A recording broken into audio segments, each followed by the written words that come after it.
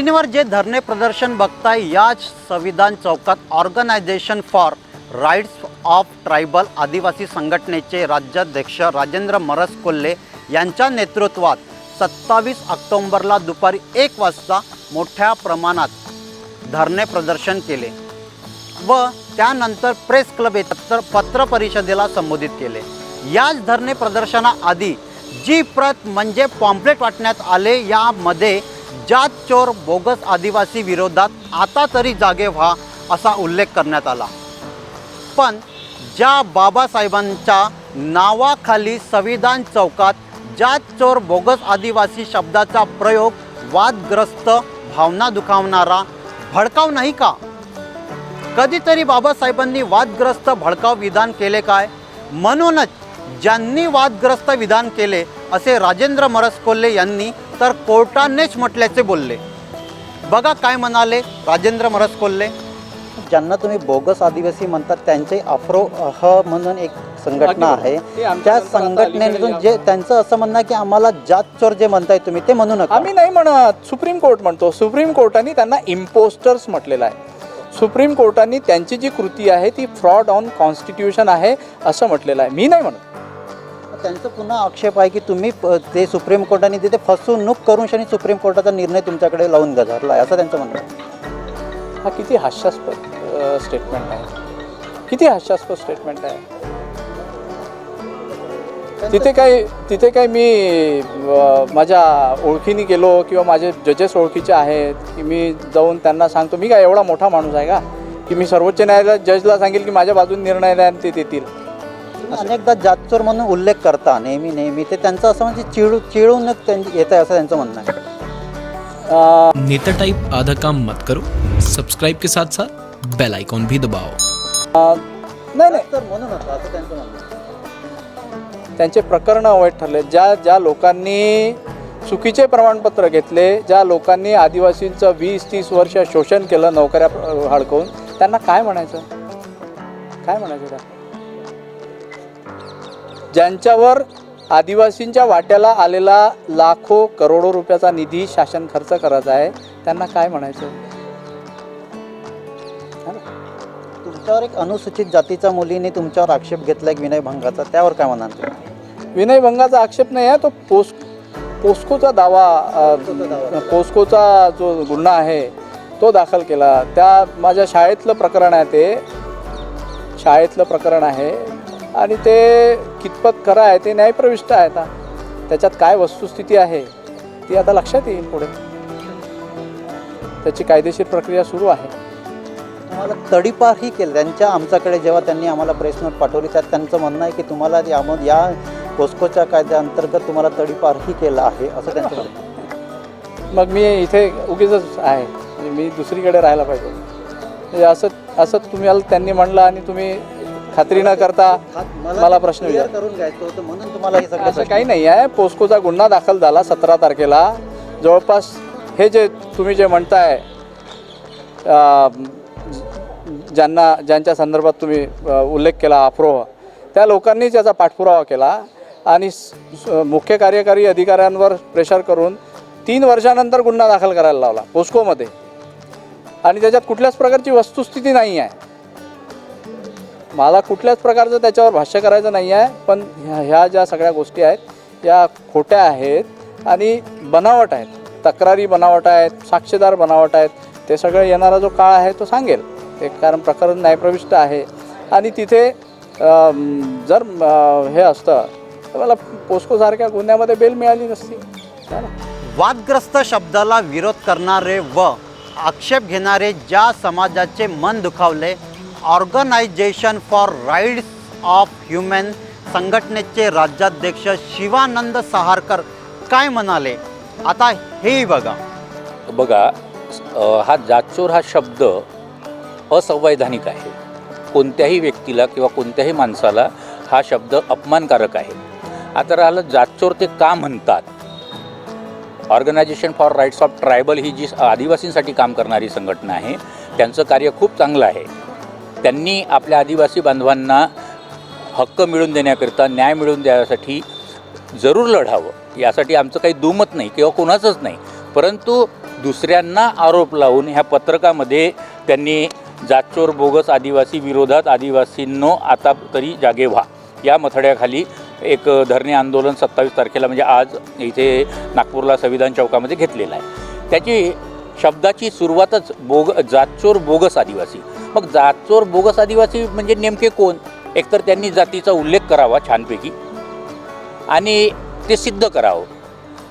कोणत्याही न्यायालयाच्या कोणत्या निर्णयामध्ये किंवा ज्या समित्या आहेत, जात वैधता प्रमाणपत्र देणाऱ्या समित्या, जिथे त्याला म्हणतो आपण स्क्रुटिनी समिती, या स्क्रुटिनी समितीच्या वैध किंवा अवैध आदेशात असं जातचोर शब्द कधीच नाही राहत.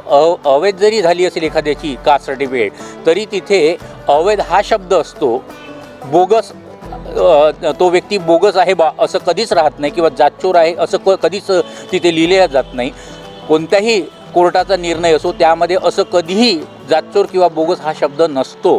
तर हे असंवैधानिक आहे, हे अपमानास्पद आहे शब्द आणि त्यामुळे आम्ही या शब्दावर ऑब्जेक्शन घेतलेलं आहे. बाकी त्या संघटनेला आपल्या मागण्या सरकारपुढे मांडण्याचा पूर्ण अधिकार आहे, रस्त्यावर उतरण्याचा अधिकार आहे.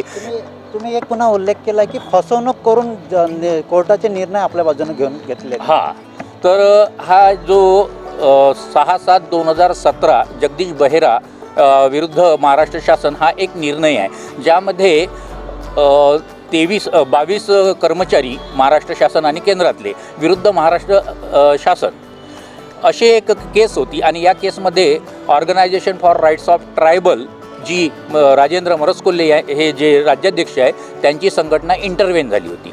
कुणालाही कोणत्याही केसमध्ये इंटरव्हेन करण्याचा अधिकार आहे.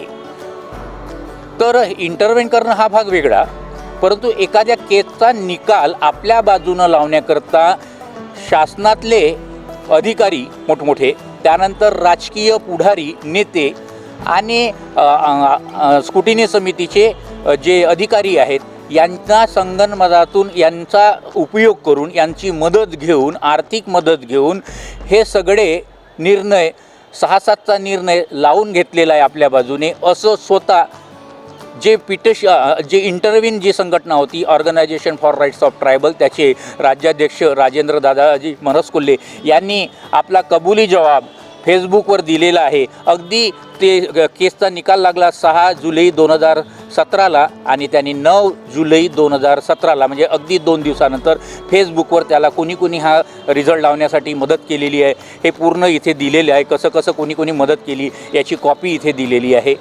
त्यानंतर ते नेहमीच सोशल मीडियावर राजेंद्र मरसकोल्हेच्या नावाने एक नेहमी पोस्ट असते आणि जातचोर बोगस हा शब्द नेहमी वापरतो. आणि त्यामुळे आता आम्ही ठरवलेलं आहे की असं कोणालाही अधिकार नाही आहे कोणाला जातचोर ठरवण्याचा. जातचोर जर महाराष्ट्र शासनाने ठरवलं असेल किंवा एखाद्या कोर्टाने ठरवलं असेल आणि हा शब्द वापरला असेल तर काही हरकत नाही. परंतु वादग्रस्त विधानाची तक्रार करण्याकरिता सहारकर बर्डी ते मानकापूर पोलीस स्टेशनला जातात. त्यांचा आक्षेप पत्रकात म्हटलेला जातचोर बोगस शब्दाला असून वरिष्ठ पोलीस निरीक्षकाला विषयाचे गांभीर्य समजले नाही. भलत्याच विषयाकडे वळवल्या जाते. तेही बघा. पत्रकामध्ये जो वर्ड होता जातचोर आणि बोगस यावर आक्षेप घेतलेला होता. मी त्या कार्यक्रम 27चा होता आणि 23 तारखेला मी मूर्ख आहो का की आक्षेप घेणार आहो कार्यक्रमावर. कार्यक्रम तर 27 तारखेला झाला. त्याच्या 4 दिवसाआधी माझी तक्रार आहे आणि त्यामुळे जे कारण देऊन हे फेटाळलेलं आहे किंवा वर्ग केलेला आहे बर्डी पोलीस स्टेशनला ते अगदी चुकीचं कारण दिलेलं आहे. कुठंतरी टोलवा टालवी केल्या जात आहे, माझी फसवणूक केल्या जात आहे. बर्डी स्टेशन मला इकडे पाठवतो, हे स्टेशन मला तिकडे पाठवतो. हे कुठंतरी ह्या प्रकरणाला कलाटणी देण्याचं काम पोलीस प्रशासनाच्या माध्यमातून होत आहे. माझं इतकंच 7 दिवसाचा कालावधी त्यांनी घेतलेला आहे आणि 7 दिवसानंतर मला हे पत्र दिलं आणि त्यांनी सांगितलं का तुमचं प्रकरण तिकडे बर्डी पोलीस स्टेशनला वर्ग करण्यात आलेलं आहे. काही हरकत नाही, मी तिथे जाणार. मी पुन्हा त्यांना रिक्वेस्ट करणार की मला असं पत्र दिलेलं आहे आपल्या मानकापूर पोलीस स्टेशननी, ते काय म्हणतात जाणून घेणार. जर त्यांनी पुन्हा म्हटलं की नाही हे आमच्या हद्दीत नाही मोडत कारण की हे तुमची 23 तारखेची तक्रार आहे, तुम्ही पत्रकावर ऑब्जेक्शन घेतलेलं होतं, तुम्ही पुन्हा मानकापूरला जा आणि तिथे तुम्ही आपलं बोला जी काही बोलायचं आहे. मी अशा वेळेस तिथे जाणार नाही, मी मानकापूरला येणार नाही. मी सरळ त्यांचे जे काही उच्च अधिकारी आहे उपायुक्त साहू मॅडम आहे मी त्यांच्याकडे जाणार. तिथे मी आपला न्याय मागणार, मी तक्रार करणार पोलिसांची की मला या पद्धतीने त्रास दिला जात आहे, त्याहीवर मला न्याय मिळाला नाही तर त्याच्यावर पोलीस आयुक्त आहेत, मी त्यांच्याकडे सुद्धा दाद मागण्यात जाणार आहोत. वादग्रस्त विधान खरंच संवैधानिक आहे की असंवैधानिक?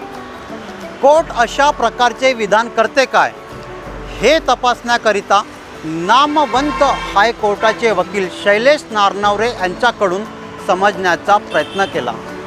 बघा ॲडव्होकेट शैलेश नारनवरे या विधानावर काय म्हणतात.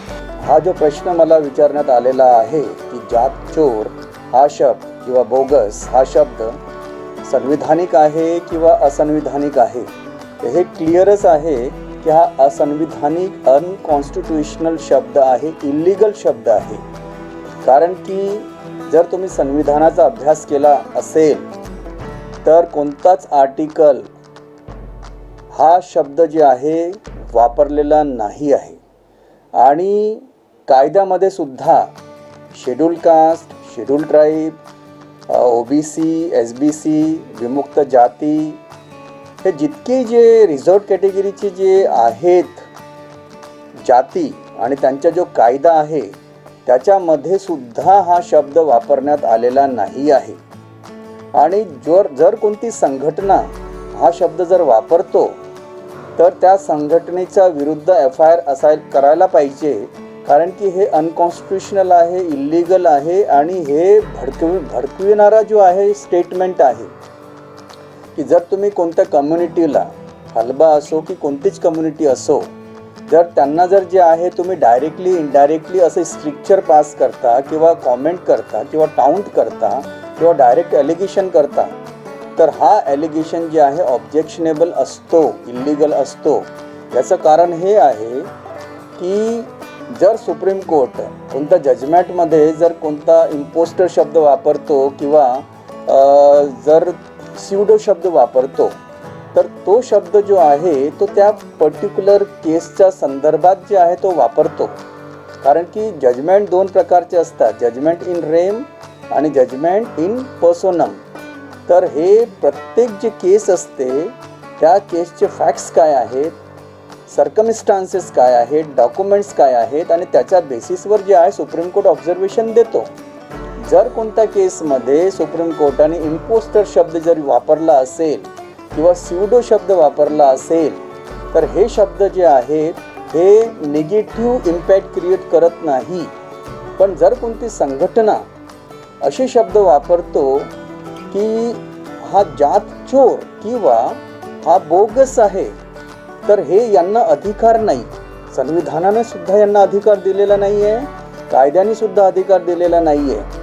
वादग्रस्त विधान केले असल्यास किंवा भावना दुखावणारे शब्दाचा प्रयोग केले असल्यास न्यायालयीन कोणती कलम अंतर्गत गुन्हा दाखल केला जातो याबद्दल वकिलांना विचारणा केली. बघा कोणत्या कलमा अंतर्गत कारवाई होते. ॲट्रॉसिटी ॲक्ट आहे, त्या ॲट्रॉसिटी ॲक्टमध्ये जे जातीवादक शब्द आहेत तर हे ॲट्रॉसिटी ॲक्ट इथे अट्रॅक्ट करायला पाहिजे. कारण की पब्लिक समोर जे आहे हे असे शब्द बोलण्यात येतात आणि याच्यामुळे भावना जे आहे दुखावतात. याच्यामध्ये इंडियन पिनल कोडचेही जे आहे काही सेक्शन ॲप्लिकेबल आहेत की जिथे दुसऱ्यांच्या भावना जर दुखवतो आपण, धार्मिक भावना दुखवतो तर त्याच्यामुळे जे आहे IPC अट्रॅक्ट होते. आणि याच्यामध्ये संविधानाचंही जे आहे आपण अवलंबन घेऊ शकतो की आर्टिकल 14चा व्हायोलेशन आहे, आर्टिकल 19चा व्हायोलेशन आहे, आर्टिकल 21चा व्हायोलेशन आहे. आणि जो प्रिम्बल आहे तो प्रिम्बल म्हणतो जस्टिस, इक्वॅलिटी, लिबर्टी आणि डिग्निटी ऑफ इंडिव्हिज्युअल, डिग्निटी आणि युनिटी ऑफ नेशन. तर हे युनिटी ऑफ नेशनवरही आघात आहे आणि डिग्निटी ऑफ इंडिव्हिज्युअल म्हणजे प्रत्येक इंडिव्हिज्युअल जो आहे तो एक डिग्निफाईड असतो, त्याची गरिमा असतो, त्याचा सेल्फ रिस्पेक्ट असतो. तो कोणत्याच जातीचा असो, तो कोणत्याच धर्माचा असो, तो कोणतीच भाषा बोलो, त्याच्याने जे आहे त्याची डिग्निटी कमी होत नाही. तर असे जे कॉमेंट जे असतात हे डिग्निटीचा अटॅक असतो आणि म्हणून जे आहे तो संविधानाचा जो आहे उल्लंघन असतो. तर हे संविधानाचा प्रियम्बल जो असते, प्रास्ताविका, त्याचंही उल्लंघन आहे. आणि जे आर्टिकल मी आता सांगितलेले आहेत, आर्टिकल 14, आर्टिकल 19 फंडामेंटल राईट्स जे आहे सर्वांना असतो, article 21 right to life including right with dignity. आणि जर जे आहे शेड्यूल ट्राईब आहेत तर ते आर्टिकल 342चा पण व्हायोलेशन होतं, कारण की कॉन्स्टिट्युशनल अधिकार आहेत ते. तर हे संविधानाचाही उल्लेख आहे, ॲट्रॉसिटीचाही उल्लेख आहे, इंडियन पिनल कोडचा उल्लंघन आहे. अशोभनीय, प्रलोभनीय, वादग्रस्त विधानाचे न्यूज नागपूर समर्थन करीत नाही आणि कोणीही करू नये. ज्या संविधानाला गरज पडल्यास हाती घेतो त्याच संविधानाचे भान राखून व्यवहारात आणले तर एकमेकांच्या भावना समजू शकतो. धन्यवाद, खूप खूप धन्यवाद.